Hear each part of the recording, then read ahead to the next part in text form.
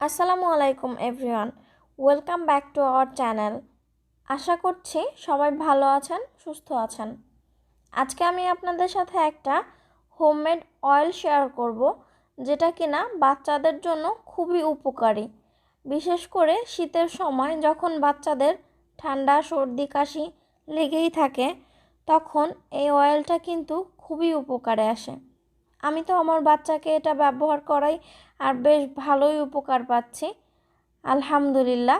আশা করছি আপনারা এভাবে ব্যবহার করলে আপনারাও উপকৃত হবেন। এই হোমমেড রেমেডিটি এত বেশি উপকারী, যার গুণাগুণ বলে শেষ করার মতো না।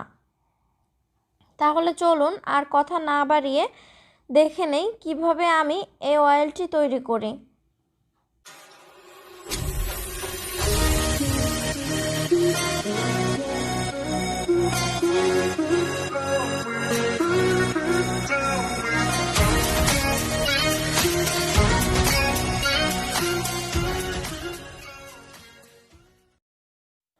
এই অয়েলটা তৈরি করার জন্য আমাদের খুব বেশি উপকরণের কিন্তু প্রয়োজন হয় না।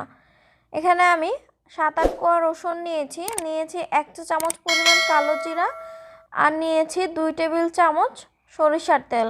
সরিষার তেলটা কিন্তু হাতে ভাঙানো সরিষার তেল, বাজারে যে কেনা সরিষার তেল পাওয়া যায় আমি সেটা ব্যবহার করি না।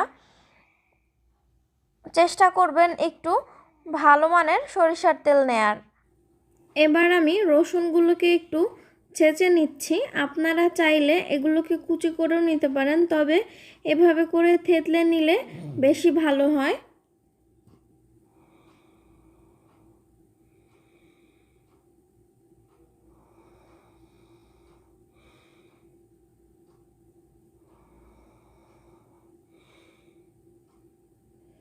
এখন আমি একটা ছোট্ট প্যানের মধ্যে সরিষার তেল দিয়ে দিচ্ছি।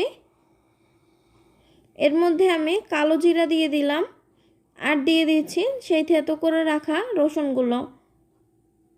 এ পর্যায়ে কিন্তু চুলার আঁচটা একদমই লো হিটে রাখতে হবে, না হয় কিন্তু রসুনগুলো পুড়ে যাবে।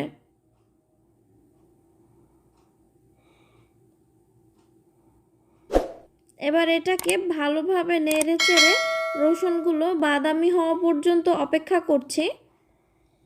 চেষ্টা করবেন এভাবে করে প্রতিদিন বাচ্চাকে দিনে অন্তত 2 বার করে ব্যবহার করাতে, তাহলে দেখবেন ঠান্ডা সর্দি কাশি নিমিষেই উধাও হয়ে যাবে।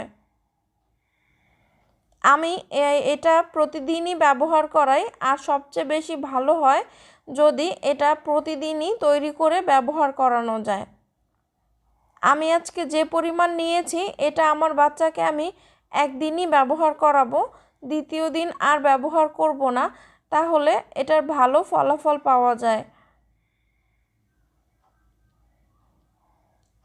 আমার তেলটা কিন্তু পুরোপুরি রেডি হয়ে গেছে, আমি এবার নামিয়ে নিচ্ছি। দেখুন এই তেলটা কিন্তু বাচ্চাদের জন্য খুবই উপকারী, আর এখানে যে উপাদানগুলো আছে সেগুলো কিন্তু বাচ্চা থেকে বড় সবার জন্য খুবই উপকারী।